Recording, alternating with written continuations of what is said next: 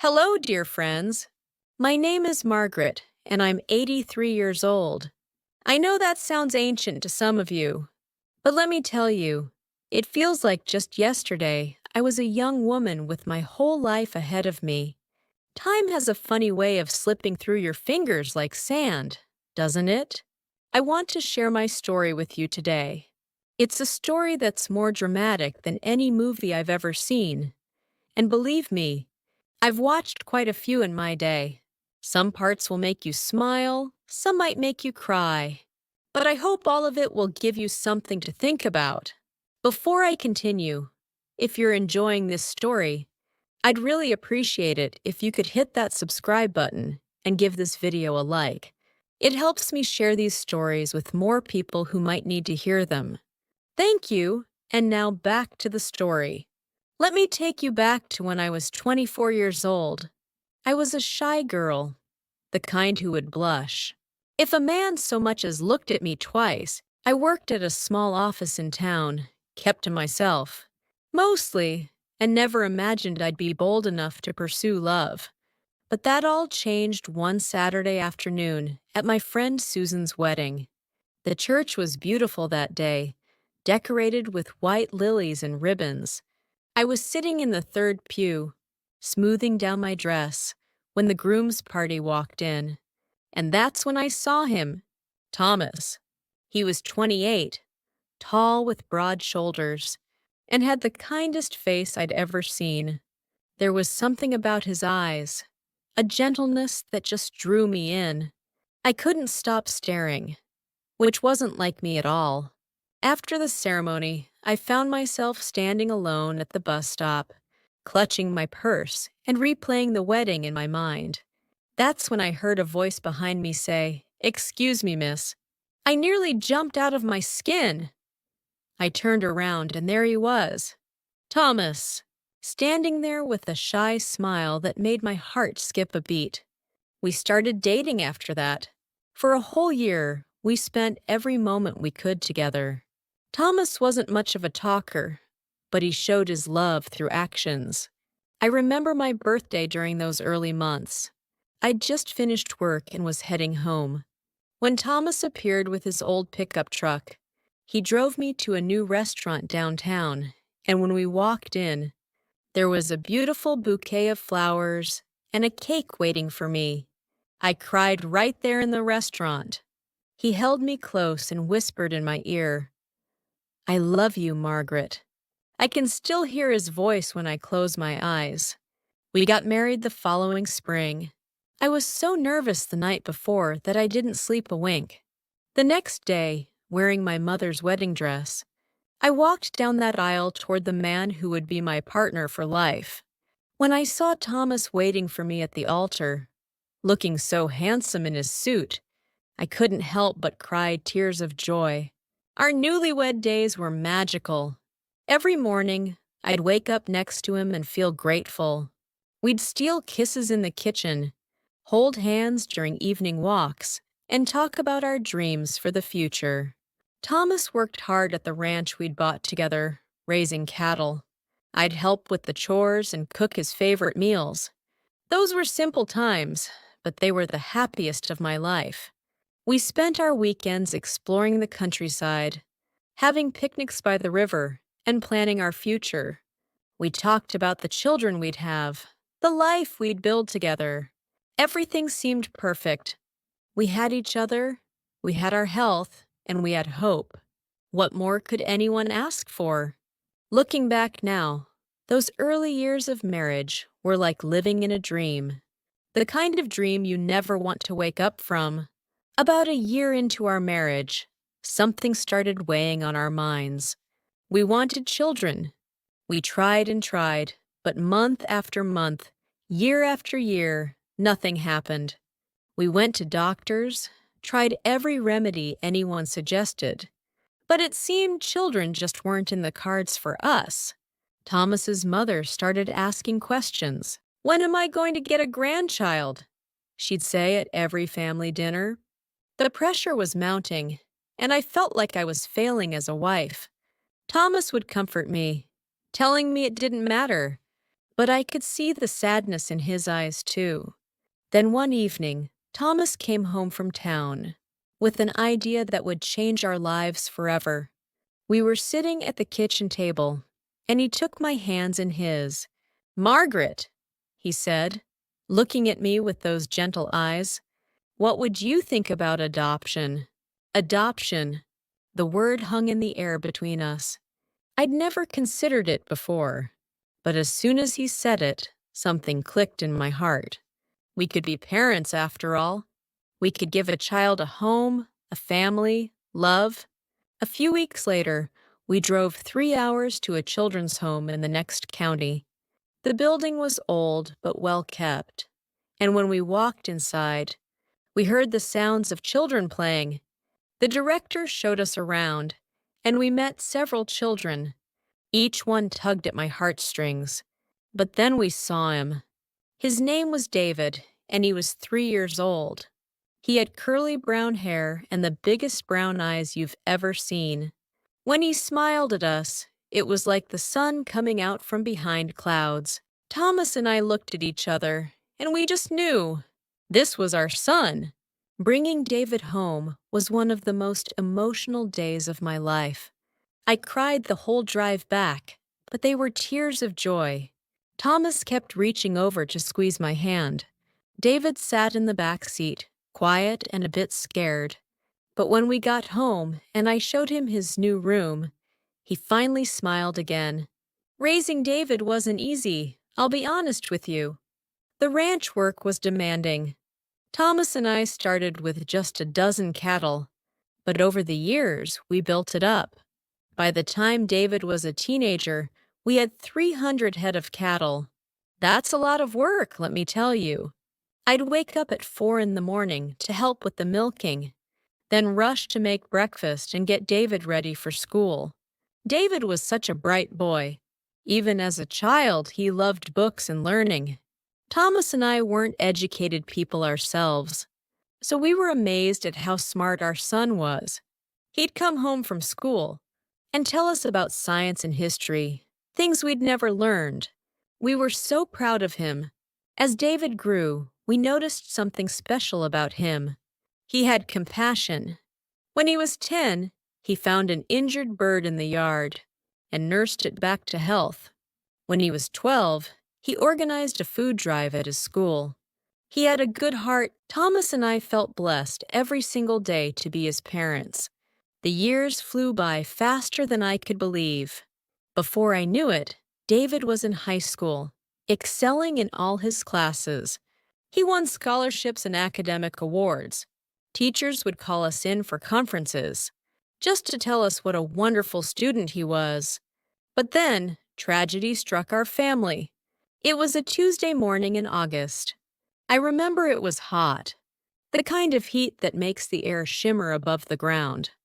Thomas had been up since before dawn, as usual, tending to the cattle. I was in the kitchen making his lunch when I heard a commotion outside. Our neighbor Bill came running up to the house, shouting my name. "Margaret! Margaret, come quick, it's Thomas!" My heart dropped into my stomach. I ran outside and saw Thomas collapsed in the pasture. I'll never forget the terror I felt in that moment. The ambulance came, and they rushed him to the hospital. The doctor told me he'd had a stroke, a severe one. For 3 weeks, Thomas lay in that hospital bed, unconscious. I stayed by his side day and night, holding his hand, praying harder than I'd ever prayed in my life. David, who was 17 at the time, came every day after school. We'd sit together, talking to Thomas, hoping he could hear us. By some miracle, Thomas did wake up. When he opened his eyes and looked at me, I sobbed with relief. But our celebration was short-lived. The stroke had left him paralyzed on his right side. The doctor said he'd never work again, that he'd need constant care.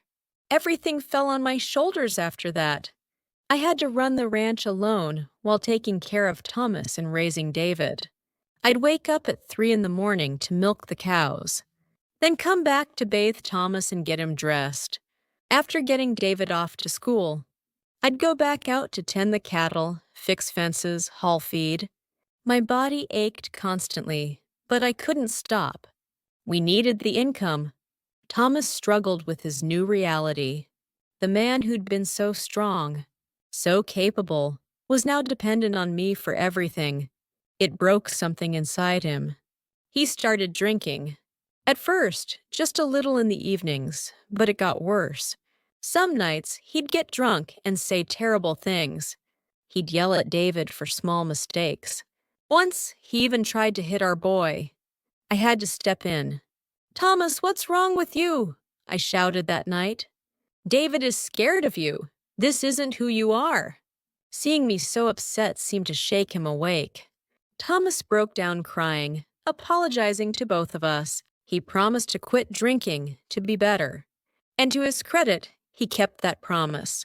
He stopped drinking completely and focused on being the best father and husband he could be, given his limitations. But his health continued to decline. The stroke had done more damage than we realized. Thomas lost his appetite, lost weight. He was always tired. I tried not to show it, but I was terrified of losing him. One afternoon, 2 years after his first stroke, Thomas was sitting in his chair watching David practice baseball in the yard. I was hanging laundry on the line when I heard a thud. I turned and saw Thomas slumped over in his chair. I screamed. David came running. We called the ambulance, but in my heart, I already knew. Thomas was gone. My beloved husband, the man I'd fallen in love with at that wedding so many years ago, was taken from us. He was only 52 years old. Far too young. Far too soon. The funeral was a blur. I remember standing at the graveside, David beside me, both of us crying. I kept thinking, how am I going to do this alone? How can I raise our son without you? But I had no choice. David needed me. The ranch needed me. I had to keep going. After Thomas died, something changed in David. He became even more determined in his studies. He'd stay up late into the night reading, doing homework, preparing for exams. I'd find him asleep at his desk, his head on his books. One evening, David came to me with an announcement. "Mom," he said, his eyes shining with determination. "I've decided I want to become a doctor. I want to help people, make a difference." A doctor! My heart swelled with pride. Here was this boy, this wonderful young man we'd adopted from that children's home, dreaming of becoming a doctor. It was almost too good to believe. "That's wonderful, honey," I told him, hugging him tight. "Your father would be so proud." "I'm so proud." But I knew what it meant. Medical school was expensive. Very expensive. I'd have to work harder than ever to make his dream come true. And work I did. I added more cattle. I took on extra jobs in town. I sold eggs, milk, anything I could. I wore the same 3 dresses for years. I patched holes in my shoes rather than buy new ones. Every penny went toward David's education. David didn't disappoint.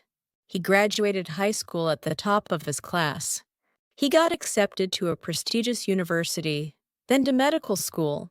I was bursting with pride at every milestone.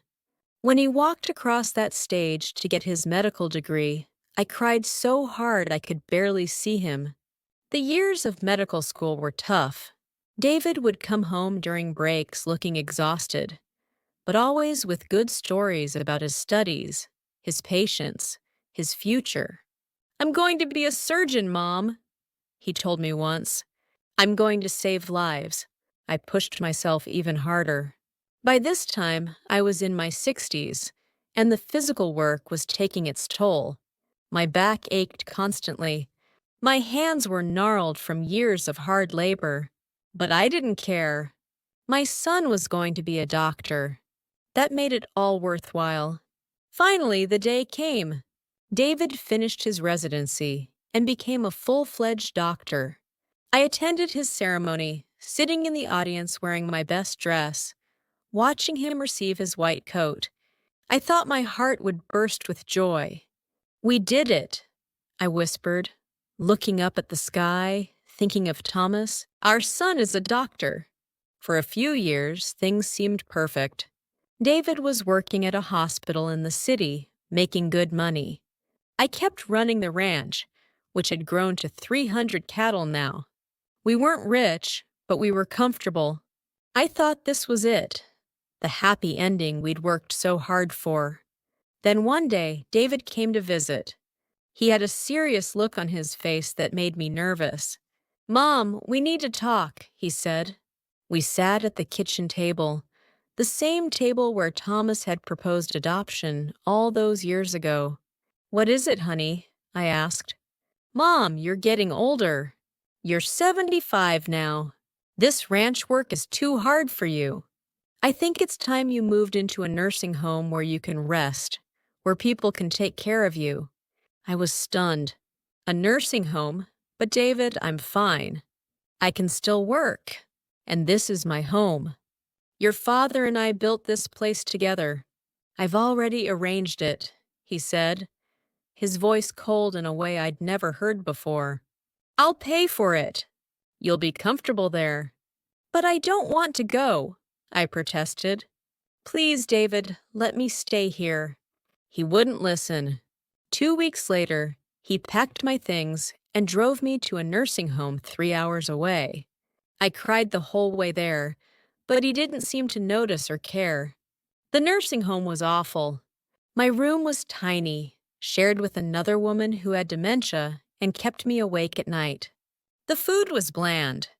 The days were monotonous, but worst of all was the loneliness. David never visited. He barely called. I missed my cattle. I missed my home. I missed the life I'd built. Then, 6 months into my stay, the director called me to her office. When I walked in, I saw David sitting there, but he looked different. Thin, haggard, with dark circles under his eyes. The director cleared her throat. "Mrs. Thompson, I'm afraid I have some difficult news. Your son has informed us that he can no longer pay for your care here. We're going to have to ask you to leave." I stared at David in shock. What happened? "David, what's going on?" He couldn't even look at me. Finally, in a barely audible voice, he said, "I gambled, Mom. I lost everything. The ranch, the cattle, the land, all of it. I'm in debt. I'm so sorry." The room spun. Everything I'd worked for, everything Thomas and I had built, was gone, gambled away by the son I'd sacrificed everything for. When I left that nursing home, I had nowhere to go. No money, no home, no family. At 76 years old, I found myself living on the streets. Those first weeks were the hardest of my entire life. I slept on park benches and in bus shelters. I dug through trash cans for food. I'd never felt so lost, so hopeless. Many nights I thought about Thomas and wished I could just join him. But something kept me going. Maybe it was stubbornness. Maybe it was faith. I don't really know. One day, I was wandering through a neighborhood I used to know, and I heard something that made me stop in my tracks. The sound of cattle lowing. I followed the sound to a small farm on the outskirts of town, and there, in a pasture, I saw them. My cattle, or at least some of them. I stood at the fence, tears streaming down my face, watching these beautiful animals that I'd cared for, that I'd loved. A young man approached me. He was maybe 30, with kind eyes. "Can I help you, ma'am?" he asked. I told him who I was, how these used to be my cattle, how my son had sold them. I don't know why I told him everything, but once I started talking, I couldn't stop. I told him my whole story. This young man, his name was James, listened quietly. When I finished, he was quiet for a long moment. Then he said something I'll never forget. "Ma'am, I bought these cattle from your son. I didn't know the circumstances. But I'll tell you what, I need help running this farm. You clearly know cattle. Why don't you come work for me? I've got a small cottage out back you can stay in, and I'll pay you a fair wage. I thought I was dreaming. Why would you help me? I asked. You don't even know me. My parents passed when I was young, he said. I was raised by my grandmother. She taught me that when you can help someone, you do it. Simple as that. So I moved into that little cottage and started working on James's farm. At first, my old bones protested. I was 76 after all, not the young woman who'd started out with Thomas all those years ago. But the work felt good. Being around the cattle again, feeling useful again, it brought me back to life. James treated me with such kindness and respect. We'd have coffee together in the mornings, talking about the farm, about life. He reminded me of what David could have been, should have been. Over time, the farm prospered. We grew the herd, improved the pastures. I taught James everything Thomas had taught me about raising cattle. And James, well, he became like a son to me. The son I thought I had, but never really did. One evening, we were sitting on the porch watching the sunset, and James turned to me. Margaret, I've been thinking. I never had parents, and you lost your son. What would you think about me officially becoming your son? We could make it legal, an adult adoption. That way, when I'm old and gray like you, I'll have someone to tell me to slow down and rest. I laughed and cried at the same time. I'd be honored, I said. We went through with it. James became my legal son, and I became his legal mother. At 78 years old, I got a second chance at being a parent. Only this time, I got a son who truly loved me. As for David, I heard through the grapevine that he lost his medical license due to his gambling addiction. Last I knew, he was working odd jobs, still struggling with his demons. I wish I could say I don't think about him, but I do. Despite everything, he was my son for so many years. I hope someday he finds peace. But I've learned something in these 83 years of living. Life doesn't always go the way you plan. Sometimes the people you sacrifice everything for will let you down. Sometimes you'll lose everything you've worked for. Sometimes you'll find yourself at rock bottom with no idea how you got there. But here's the thing, and I want you all to really hear this. It's not over until it's over. I was 76, living on the streets, and I thought my life was done. But I got a second chance. I found a new son, a new purpose, a new reason to wake up in the morning. These days, I still work on the farm, though James keeps telling me to take it easy. We have a good life. Simple, but good. I have my cattle, my little cottage, and my son who actually loves me. I have neighbors who stop by for fresh milk and homemade butter. I have purpose. Is my life what I imagined when I was 24 and getting married to Thomas? No. Would I change anything if I could? That's a harder question. The pain I've been through has shaped me. The betrayal taught me that love isn't always returned. But that doesn't mean it wasn't worth giving. The hard times taught me that I'm stronger than I ever knew. I think about Thomas often. I talk to him sometimes, tell him about James, about the farm, about this unexpected chapter of my life. I think he'd be happy for me. I think he'd like James. And you know what? I'm happy. At 83, after everything I've been through, I can honestly say I'm happy. Not because my life is perfect, because it's not, but because I've learned to find joy in the simple things. A sunrise over the pasture, the sound of cattle settling in for the night, a cup of coffee with my son in the morning. These things are enough. So if you're listening to this and you're going through hard times, if you feel like you've been betrayed or let down, if you're wondering how you're going to make it through another day, please hear me, don't give up. Your story isn't over yet. There might be a James waiting around the corner for you. There might be a second chance you can't even imagine yet. Life is long and strange and full of surprises. Some bad, yes, but some wonderfully good. Hold on for those good surprises. They're worth it. Thank you for listening to this old woman's story. If it touched your heart in any way, please share it with someone who might need to hear it. And remember, it's never too late for a new beginning. God bless you all.